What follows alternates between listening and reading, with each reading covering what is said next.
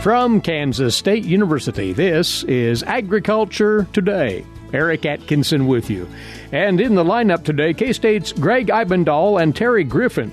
They'll talk about a new online tool that you farmers can use to calculate farm machinery costs as an input for making machinery purchase decisions or as a basis for comparing lease versus purchase options, as well as weighing the choice of custom hiring an operation instead of investing in equipment. Then from the Washburn University School of Law, Roger McEowen takes a look at the court case history of state right-to-farm laws and saying that the right-to-farm principle may earn a look by the U.S. Supreme Court. He'll tell why. And later on, K-State's Gus Vanderhoeven with another Stop, Look, and Listen. All that here on Agriculture Today. A social distancing tip. Putting distance between yourself and others is critical to slowing the spread of coronavirus. So here are ways to stay in contact without the physical contact part. Call, send a text, set up a video conference, post on social media, dedicate a song on the radio. If you have symptoms of fever, dry cough, and shortness of breath, call your healthcare provider before going to their office. For more info, visit coronavirus.gov. Let's all do our part, because we're all #alone together. Brought to you by the Ad Council. Thanks for tuning in once again. You're listening to Agriculture Today. Well, agricultural producers, we have an important new tool to make you aware of out of the Agricultural Economics Department out of K-State. Now, if you go to the agmanager.info website, you will find quite a suite of economic tools that you can utilize for a variety of farm management purposes. Well, this one was just recently put together by our guests, agricultural economists Terry Griffin and Gregg Ibendahl of K-State. And this is a machinery cost calculator. Gregg, explain the aim behind creating it that you and Terry were interested in here. Well, so every other year our department does like a survey of custom rates for the state to get an idea of what it would cost to do a particular field operation on a per acre basis. And those are pretty useful if you're having someone come in and do some custom work for you. But the only trouble is those things are based on, again, what custom operators are charging. You know, most producers in the state are probably going to own the majority of their equipment, and they may be looking at, well, what does it actually cost me to run this thing on a per acre basis? And that may or may not actually line up with what the true cost of a own machinery calculation is. So the idea was we would look at some ag engineering formulas that were developed. A lot of Iowa State, a lot of this work comes out of. And they were looking at when you factor in the ownership cost, which is a big part of it right there, the fuel maintenance side, the repair and maintenance, how does that affect the actual ownership cost if you were trying to use your own machinery on a particular piece of acre for a particular operation? So you really tried to cover every possible variable when it comes to actual ownership of a piece of equipment. Yeah, I mean, there's things in there. So there's the capital recovery cost, which would be depreciation, and the interest charge to hold on a piece of equipment. There's a repair and maintenance charge, a fuel charge, a labor charge, and I think there's even a component in there to account for housing. Terry, you helped put this together along with Gregg. How does this work, this calculator? Well, this particular calculator is a downloadable from agmanager.info. And once you get it to your computer, you can install it. It's an executable. And you can install this in the Windows operating systems as well as your Apple computers. Not an iPad or a tablet yet, but your laptops. And it's building upon what Gregg was talking about. If you think about the enterprise budgets that we spend a lot of time on in farm management, you know, we think in terms of nitrogen, seed, those types of expenses, and those don't really vary that much as far as how much farmers spend on seed from farm to farm. But some of the bigger differences between farms could be in machinery expenses. You know, I think most farms would agree that they see their neighbors will have a huge range in how much money they have invested in machinery on the farm.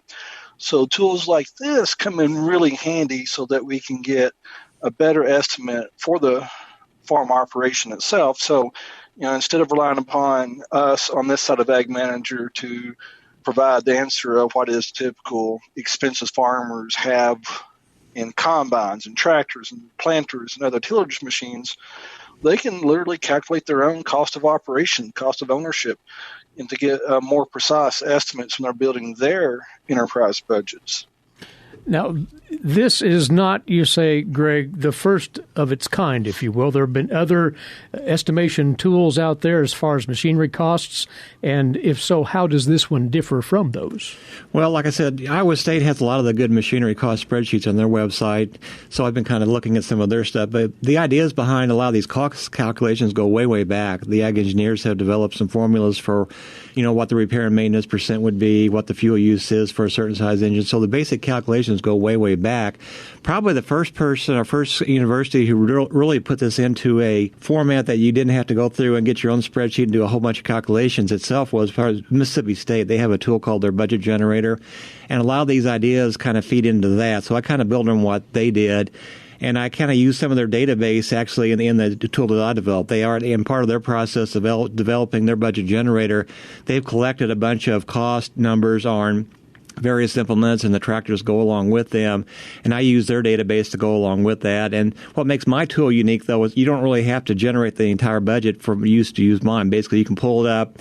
You can pick a particular implement you're looking at, and then it's already pre-matched to a tractor. So let's say maybe you're looking at maybe a 30-foot disc or something. There's a tractor to go along with that as a default, and then you can look at the cost per acre for those two things in combination. So you have enough factors that are plugged into this that one, Terry, can get a quite representative idea of just how much any major piece of equipment would cost on the farm? Yeah, exactly. So, if we consider what the typical usage is of a tractor, some of the ASCBE standards would suggest that the annual hours of use is 600 hours per tractor. And that at one point in time that might have been a decent average, but fast forward to today, we have a lot of farms that are strictly no-till. Some farms in Kansas may do a considerable amount of tillage prior to planting, and so the annual hours of use per tractor may vary drastically from farm to farm. And in some cases, with no-till, they may actually reduce the number of tractors and still yet have lower hours of use. And that one variable will cause the cost of operation per day, per hour, per acre to differ dramatically to another machine that gets a lot more annual use. Yeah, I should point out in our database, though, my first initial version of this tool is I'm kind of assuming that people are kind of getting full use out of that equipment on a per-year basis. In future versions, there's enough ag engineering data out there that we can actually make that a variable you could change. So if maybe you did only use your equipment a smaller amount and maybe only kept it a fewer number of years than what is considered to be standard, it would correctly recalculate those. But in this initial version, we're kind of using the assumptions for typical age for equipment and typical number of hours per year. Quick clarification here. Obviously, this tool will cover tractors, combines. Does it look at other self-propelled equipment, haying equipment, sprayers, and the like? Yes. So normally when you use this tool, you have to pick an implement and then it will match it up with a tractor. For things like self-propelled sprayers and especially for like the cotton harvester machines, basically you pick the one machine and it's already got everything matched together. So there's really nothing to pick there. But we kind of have to break it into two parts because you need like the row width from the implement size, but then you need the fuel consumption from the tractor side. So but for things like harvesters and sprayers, those kind of things are combined. So is this the kind of exercise a producer can conduct using this tool to compare ownership to custom hiring, making that decision of which way to go? Is that part of the objective here? So we've been using similar models for a long time to develop these estimated cost of operations. And in those fact sheets, we would have the farmer figure out what their cost of ownership, cost of operation for the machine was. And then we would suggest if you want to do this for a profit as a custom operation, then we need to add some percentage, maybe 5 to 15% on top of it to reflect profitability for that service that they provide. But we need to consider what the market for custom operations are in your area, which may not align well depending on how efficient the custom operators are with their equipment. Yeah, a lot of these custom rates come in, in the first place, especially out west probably with harvesting, where you'll have someone come in and help you with wheat harvesting. But there's a lot of cases where a farmer will own maybe a particular piece of equipment and your neighbor farm wants to either borrow it or have you come do it for them. In those cases, using the survey custom rate that we use, that may not be a good value to use when you're looking at charging your neighbor to do something. You say, Gregg, that this tool can answer a lot of what-if questions. We've covered a few here. Are there others that it might help address? Well, I think the big thing this does, and I've done a lot of comparison looking at our tool versus what our custom rates are, and for the most part, they're pretty close. The only big difference I have really found is in with the custom spraying. If you had the number of acres to justify it and cover it with, owning your own sprayer instead of doing custom work can be a big money saver. But again, that assumes a lot by saying you got a lot of acres to cover, because you can cover a lot of acres with one of those self-propelled sprayers. But assuming you do, that's the biggest difference I've seen in comparing these things. But for me, the big advantage of this tool is that it breaks it down into all the components of what the cost actually is. So with a custom rate number that we publish on our K-State website, it'll just give you one number per acre. Our tool will tell you the capital recovery cost. It will tell you the fuel cost, the repair and maintenance cost, and the labor cost. So you can look at all those in kind of conjunction together. And like especially for fuel, you can go through and change the fuel price, and you'll get a new rate number from our cost calculator that you won't get from our custom rate numbers. Obviously, Terry, you and Gregg agree that there's value in utilizing this tool. It does give a unique perspective to the producer on potential equipment purchases. Eric, oddly enough, I do agree with Gregg that this tool has a lot of useful characteristics for not only farm operators in Kansas, but custom operators, agricultural lenders. It has a pretty wide audience base, and not just here in Kansas. This tool and these equipment sets are applicable across the Midwest and other areas. Well, this tool is available now at agmanager.info, and by putting in the appropriate information, it'll shed terrific light on just what those machinery costs amount to, depending on the piece of machinery you might be interested in. And check it out at agmanager.info. It's ready for your use, producers, as we speak. And we appreciate the both of you telling us about it and actually putting it together and making it available to our farmers out there. Thanks, Gregg. Thanks, Terry, for joining us right here. Great, thanks. It's a pleasure, Eric. Agricultural economists Terry Griffin and Gregg Ibendahl of K-State Research and Extension. We'll be back with more on Agriculture Today. What is radon? Home exposure to radon gas is the leading cause of lung cancer death in the United States for non-smokers. In Kansas, 1 in 4 homes will test at or above the EPA action level. The Surgeon General recommends all homes be tested and fixed if necessary. Visit kansasradonprogram.org for more information. Test, fix, save a life. This message brought to you by the Kansas Radon Program, the Kansas Association of Broadcasters, and this station.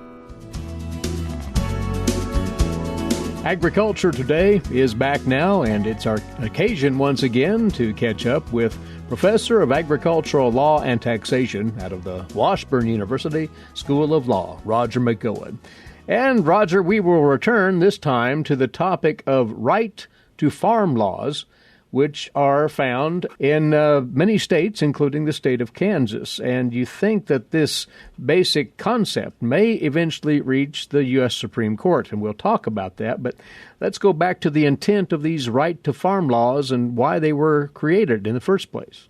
Yeah, well, you're right, Eric. Every state does have its own version of a right to farm law. They're not uniform across the country. There are various versions of these. But the basic idea of a right to farm law is that it's just not fair for somebody to move out into the country, into an ag area where there are existing farming operations, and knowing the conditions that might be present in terms of odor and dust and lights during harvest season and flies and so forth. It's just not fair to have those people move out to that and then have them ask a court to declare that neighboring farm a nuisance. And so the basic purpose of a right to farm law is to create the climate legally and economically in which a farm can continue to operate. And so they're an important part of protecting ag operations. And as long as they satisfy the law's requirements, then they have protection from nuisance suits filed by neighbors that might be disaffected by the external effects of the existing farming operation. And most of the challenges to that are nuisance related, are they not? Although there are multiple types of these laws, you say. Yeah, it's basically a protection for existing farming operations against nuisance-related legal actions that could be filed against them. But as we look back over history, if you will, there's been, as you describe it in your blog this past week, a patchwork quilt of case rulings. Well, that is right. While the basic gist of the laws, again, is to try to assure the continuation of farming operations, they generally don't protect subsequent changes in a farming operation that constitute a nuisance after local development occurs nearby. In other words, if I have, say, an existing row crop operation, people move in next to me, everything's still fine because, the hay smells nice when it's cut and baled, and corn smells nice when it's growing. But then that farming operation switches to, let's say, a large-scale animal confinement operation. Boy, that just doesn't smell the same as the corn and the hay. And so the existing neighbors who were there before the change in the farming operation now are disaffected by this. They don't like the manure smell. There may be contamination of a local water source, may have flies, those types of things. And so that transition of that operation from traditional row crop into the confinement livestock situation has created a problem for them, and so now they sue. Well, the question is whether an existing right to farm law still protects the farming operation when that happens. Basically, in this situation, of course, the neighbor didn't come to the nuisance. That farming operation changed after the neighbor was already there. So the question is basically, once development occurs around you or once a neighbor moves nearby, are you locked into your existing type of farming operation that you have, or can you change it? And if you can change it, to what extent can you change it and still have the protection of the statute barring a nuisance action against you? If one reviews the body of court decisions, you sort of get the idea that most of those side with that defendant farmer as they expanded their operation. Is that correct? Most of them seem to do. I would say that you're correct. The majority of the decided cases on that particular issue do say that the existing right to farm law, if it is drafted correctly, does still continue to provide protection to that operation in that situation. Although it's not unanimous. There is a split of authority on this with a big case from Iowa a number of years ago, about 2 decades ago, going the other way. But you say, and again fully outlined in your blog this week, there is one case out of the state of Indiana which is complicated enough that it may eventually prompt consideration by the U.S. Supreme Court. Fill us in, if you would. Yeah, this is an interesting case because it's one family that's involved. You have a senior generation and a younger generation. Senior generation basically retires from the existing row crop small hog farm operation, but continues to live in the farmhouse a quarter mile down the road from kind of the headquarters of the farm, and had done so since, that's where he'd lived since early 1940s. Well, the younger generation transitions from 200 head of hogs and row crops to 8,000 head of hogs raised in confinement buildings pursuant to a production contract with a large integrator. And, of course, the patriarch of the family is a quarter mile down the road and now is disaffected by the manure, the odors, the flies, all types of problems, and so ends up suing the younger generation that's operating the confinement operation now on a nuisance theory. And the Indiana right to farm statute is raised as a defense, and the trial court and the Court of Appeals in Indiana said, yeah, it provides a defense because the Indiana law, they're construing it to mean any subsequent change in the farming operation is protected, no matter what size, no matter what extent. If it's still producing agricultural products, it's still an agricultural operation, it's a farming operation, and it's protected by the statute. But there is a potential element here, something unique to this case perhaps, but the possibility that there would be an unconstitutional taking of one's, quote, property here. Explain how that would fit in. Yeah, that's where the senior generation said, Okay, if that's your position, court, with respect to the statute, then we're going to claim that the statute is unconstitutional by granting basically the younger generation an easement to produce odors and other negative effects onto my property. And couching that in constitutional terms, that means that I have lost a property right. And it's the grant of the easement over my property that I'm not being compensated for that diminishes the value of my property. And so I need to be compensated for that loss in value. And the Indiana Supreme Court, on a very close vote, on 3-2 vote, declined to review the Court of Appeals decision and address that issue. So now there's been a request filed in July with the U.S. Supreme Court to investigate this and hear this case. Now, it doesn't mean they'll take it. They don't take very many cases over the scope of a year. But there has been a request for certiorari filed with the U.S. Supreme Court in late July. And that's important here because there are these variations in right-to-farm laws, and, well, the interpretations can vary as well as we go along here. So is this something that agriculture would benefit from, that is, clarification on right-to-farm laws by the highest court in the land? If we were to get the Supreme Court to take the case and the Supreme Court were to rule in the case in the manner in which the plaintiff would want, or even the defendant, if it would just get any type of ruling that would have clarity to it, then yes, that would give state legislatures clarity on how to write these laws. And would minimize, in my view, is it would minimize litigation involving farming operations on this issue. We would know one way or the other whether a particular state right to farm law is constitutional or is not. And so that guidance, I'm hopeful that they would actually hear the case just from that standpoint so that we have clear guidance and we don't have this patchwork quilt, so to speak, of court interpretations across the country, embroiling farming operations in litigation, and it destroys a communal feeling, a feeling of community amongst farmers and neighbors, and we can avoid conflict that way if we just know where the lines are to be drawn. So the Supreme Court had a chance to do this about 23 years ago. They declined to take the case from Iowa. They've got another chance here. We'll see if they do it. But I think it would bring clarity one way or the other to the issue, and in that respect, it would be good. And stressing here that the premise of right-to-farm laws is, well, highly important to agricultural producers to continue their livelihood, but there can be extremes in the interpretation. That's more or less the message here? Yeah, right-to-farm laws are clearly a legitimate purpose of state government. The idea of promoting animal agriculture and incentivizing multi-generational farming operations and the local communities that they support by means of a right-to-farm law, that can bear a reasonable relationship to a legitimate objective of state government. Mm-hmm.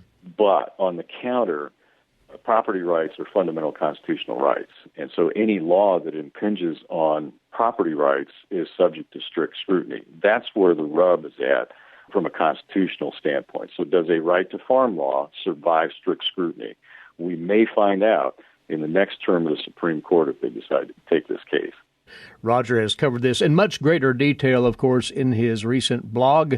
It's entitled Right to Farm Law, Headed to the U.S. Supreme Court. You can find it at washburnlaw.edu/WALTR. As always, it's a good read. Roger, thanks, and we will talk again in a couple of weeks. Thank you, Rick.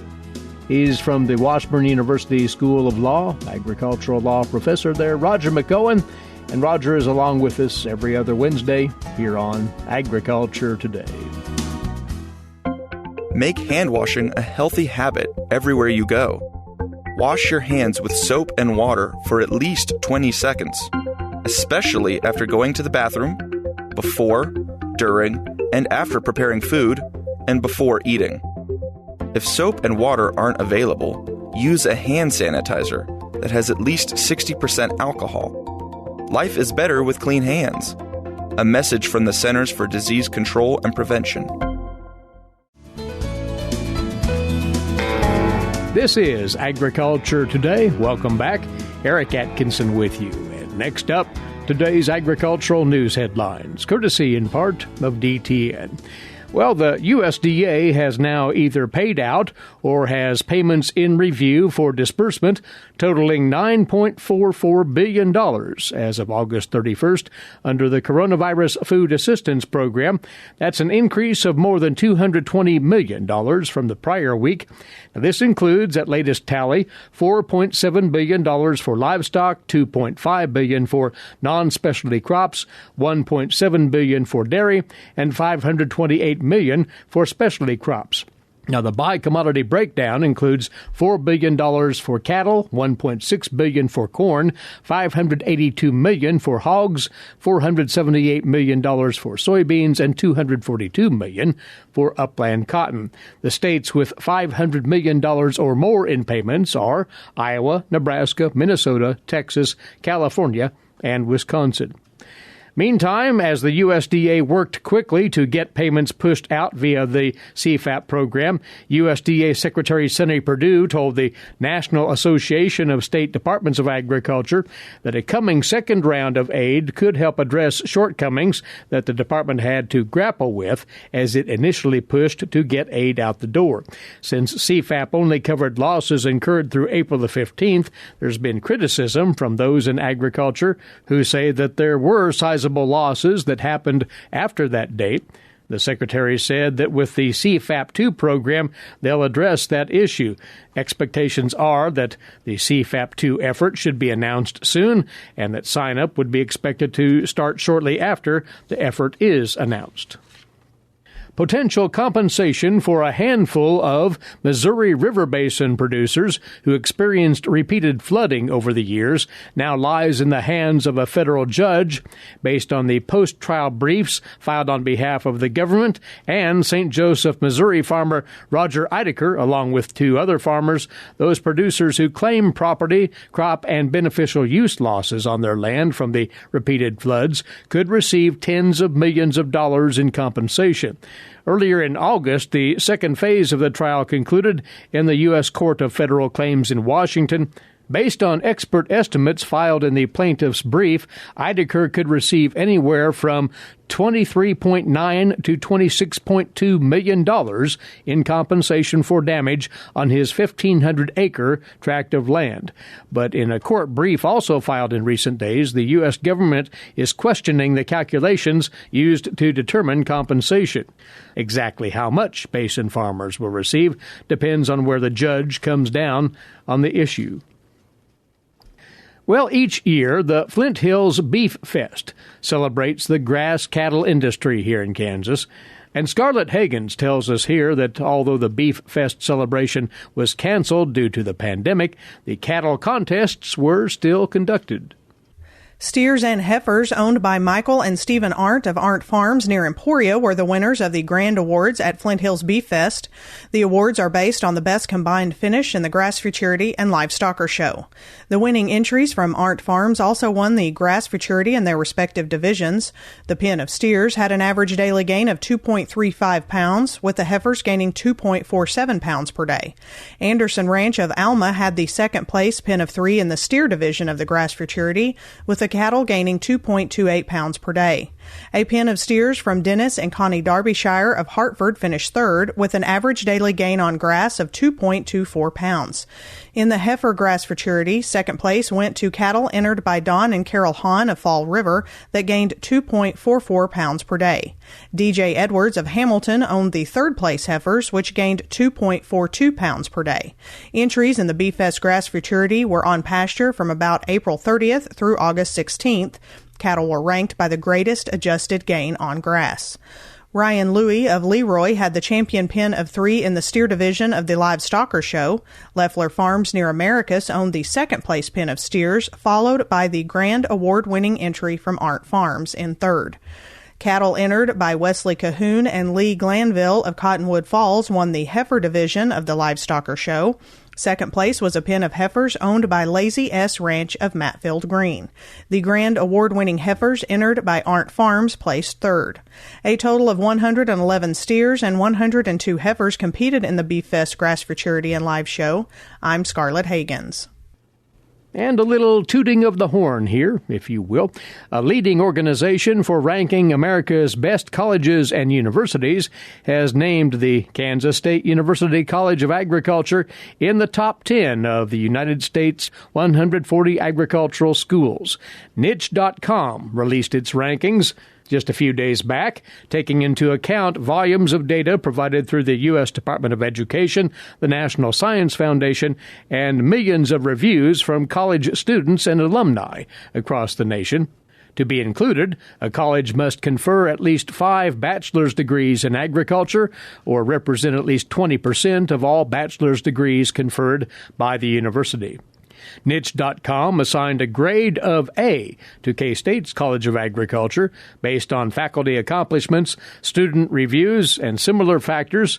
It was noted that 94% of K-State College of Agriculture graduates are employed or furthering their education within 2 years of graduation. In that top 10, in order of rank 1 through 10, Cornell, Georgia, Florida, Texas A&M, California Davis, Wisconsin, Minnesota, K-State at number 8, Virginia Tech, and Clemson. K-State once again ranking in the top 10 agricultural schools across the nation. Finally, ahead of the break, a quick mention here of a long overdue recognition that was announced this week. For 40 years, he was the voice of Kansas State University over the former home of this broadcast, KSAC KKSU Radio.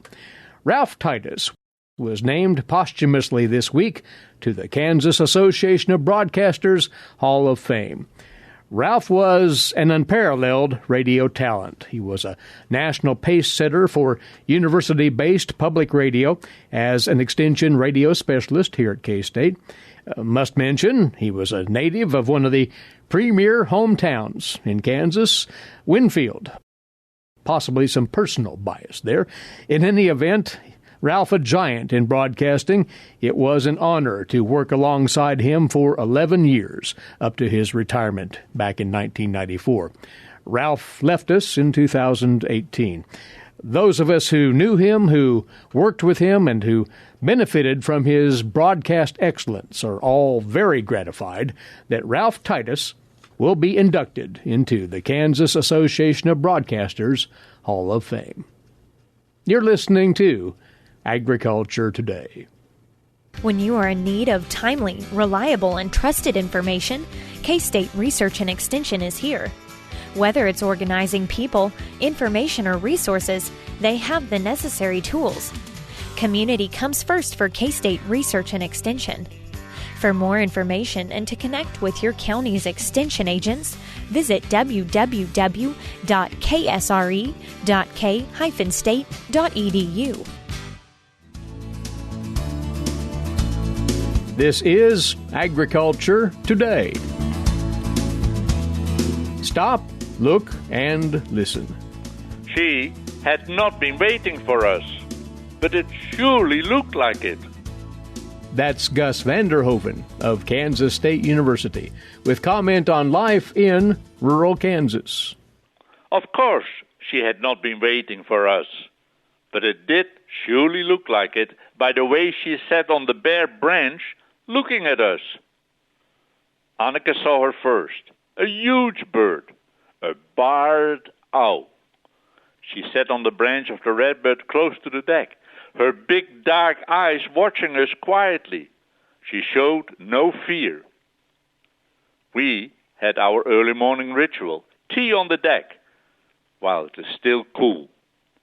At one time she moved and spread her wings to follow a squirrel she had been watching as it went through the cedar tops. But branches were too close and thick. She quickly gave up and returned to her perch, watching us.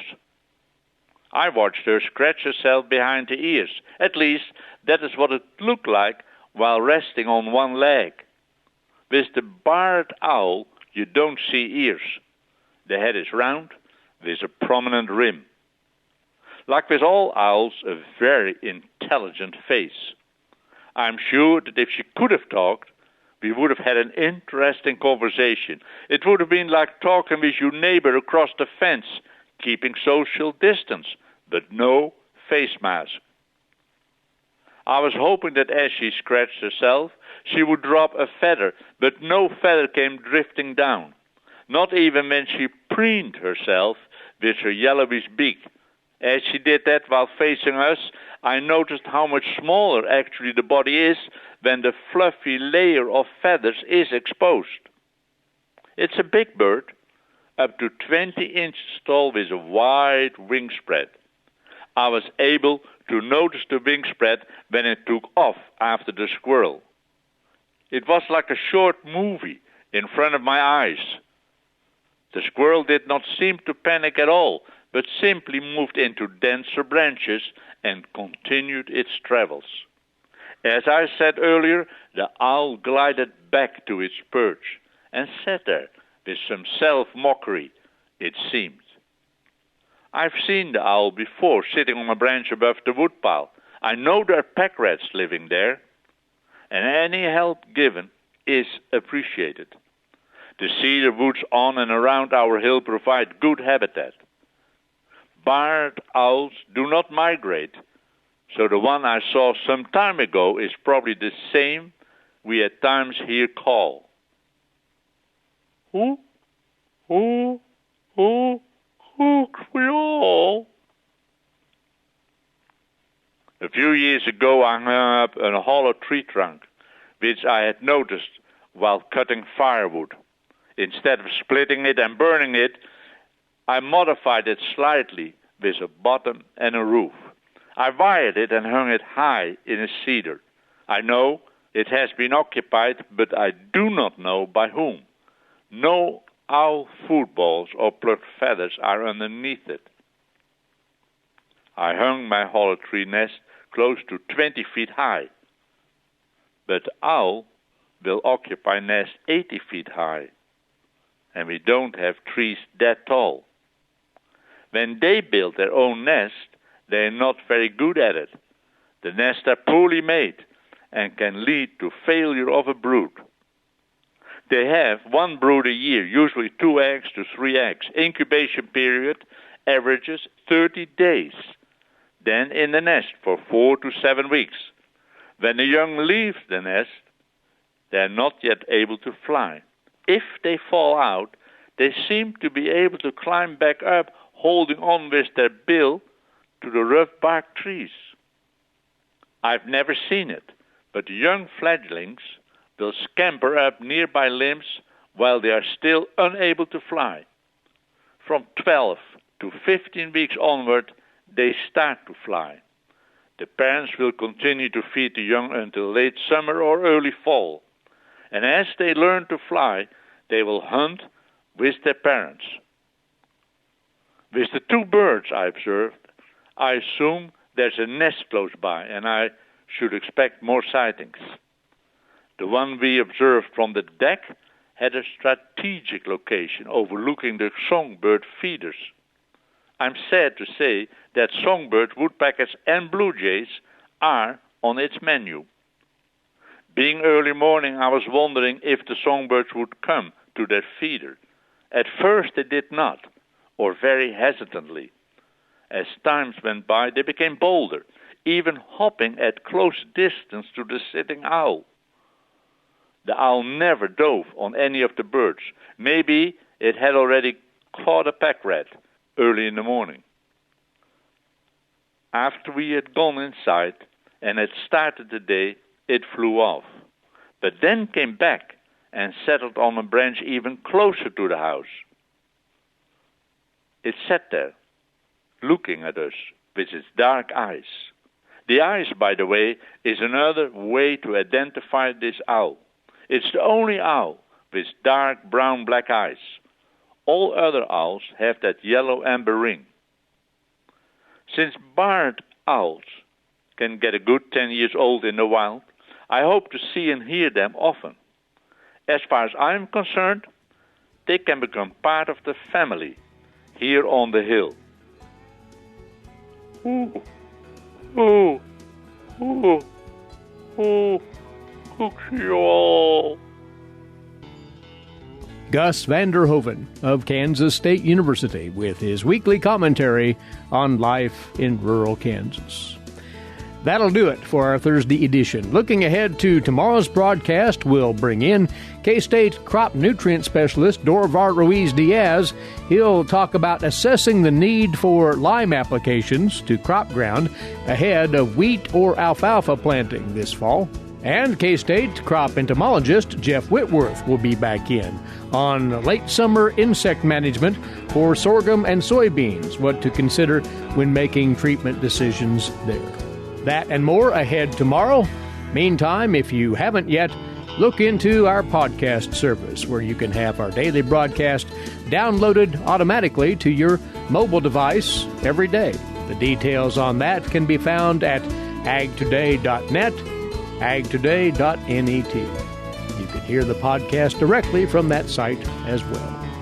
Until we return tomorrow, Eric Atkinson here, bidding you a good day for Agriculture Today. This is the K-State Radio Network.